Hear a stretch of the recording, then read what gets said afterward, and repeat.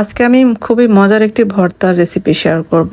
যারা ভর্তা খেতে পছন্দ করেন অবশ্যই এই রেসিপিটা একবার হলেও ট্রাই করবেন। এটা অনেক বেশি মজার হয়। চলুন তাহলে চলে যাই রেসিপিতে।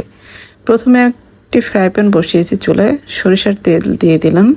তেলটা গরম হবে, এরপরে আমি এখানে দিয়েছি বাদাম। এখানে চীনা বাদাম নিয়েছি, এখানে 1/4 কাপের চেয়ে একটু বেশি হবে। বাদামটা একটু তেলের মধ্যে নেড়েচেড়ে নিব। এরপরে দিয়েছি এখানে ছোট চিংড়ি। ছোট চিংড়িও এখানে 1/4 কাপের মতোই হবে। এখন চিংড়ি আর বাদামটা কিছুক্ষণ ভেজে নিতে হবে। যখন এরকম একটু ভাজা ভাজা হয়ে যাবে, এই পর্যায়ে আমি এখানে কয়েক কোষ রসুন দিয়ে দিব। এখানে একটা রসুনের অর্ধেকটা নিয়েছি আমি। রসুনটা দিয়ে কিছুক্ষণ ভেজে নিতে হবে। এরপর এখানে কয়েকটা কাঁচামরিচ দিয়ে দিয়েছি। কাঁচামরিচগুলি মাঝখান থেকে কেটে দিয়েছি। অনেক সময় দেখা যায় কাঁচামরিচ তেলের মধ্যে দিলে অনেক ফুটে গায়ে আসে, এজন্য মাঝখান থেকে কেটে দিয়েছি। এখন কিছুক্ষণ ভেজে নিতে হবে। এই পর্যায়ে দিয়েছি কতগুলি কুচানো পেঁয়াজ। পেঁয়াজটাও এখন কিছুক্ষণ ভেজে নিতে হবে। পেঁয়াজটা যখন একটু ভাজা ভাজা হবে, এরপরে এখানে দিয়ে দিব সবশেষে ধনিয়া পাতা। এখানে 1 মুঠ পরিমাণে ধনিয়া পাতা দিয়েছি। ধনিয়া পাতাটা কিছুক্ষণ ভেজে নিব। সব কিছু খুব ভালোভাবে ভেজে নেওয়া হয়ে গেছে। এই পর্যায়ে দেখবেন খুবই সুন্দর একটি ঘ্রাণ বের হবে। এরপর আমরা এটা নামিয়ে নেব। এরপর একই প্যানে আমি দিয়েছি কয়েকটা শুকনো মরিচ।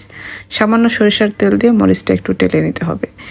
এই ভর্তাটা আমি কাঁচামরিচের পরিমাণটা একটু বেশি দিয়েছি, শুকনো মরিচ কম দিব। সব কিছু খুব ভালোভাবে ঠান্ডা করে এরপরে আমরা ভর্তা বানাতে চলে যাব। আমি সবসময় পাটায় বেটে ভর্তাটা তৈরি করি, তাহলে কিন্তু খেতে বেশি ভালো লাগে। চাইলে ব্লেন্ডারও কিন্তু ব্লেন্ড করে নেওয়া যাবে। আমি সব কিছু খুব ভালোভাবে কিন্তু বেটে নিয়েছি। এই পর্যায়ে আমি দিয়ে দেব স্বাদ মতো লবণ। লবণটা দিয়ে আবার একটু বেটে নিতে হবে। এটা আমি 2 বাটা দিয়ে নিব। আমি 2 বার বেটে নিয়েছি, খুব মিহি করে কিন্তু বেটে নেওয়া হয়ে গেছে। এরপর এখানে শুকনো মরিচটা দিয়ে দিলাম আর কিছু কাঁচা পেঁয়াজ দিয়েছি। ভর্তায় কিন্তু আমার কাঁচা পেঁয়াজটা খুবই ভালো লাগে। চাইলে কিন্তু এই কাঁচা পেঁয়াজটা বাদও দিতে পারেন, যেহেতু আমরা আগেও পেঁয়াজ দিয়েছি। এই পর্যায়ে কিছুটা সরিষার তেল দিয়ে খুব ভালোভাবে মেখে নিব। এই তো তৈরি হয়ে গেল আমাদের খুবই মজার একটি ভর্তা। এটা এত বেশি মজার হয়, আপনারা একবার হলেও ট্রাই করবেন। আশা করছি ভালো লাগবে। তৈরি হয়ে গেল আমাদের চিংড়ি বাদামের ভর্তা। খুবই মজার একটি ভর্তা। এটা সাদা ভাতের সাথে দারুণ লাগে খেতে।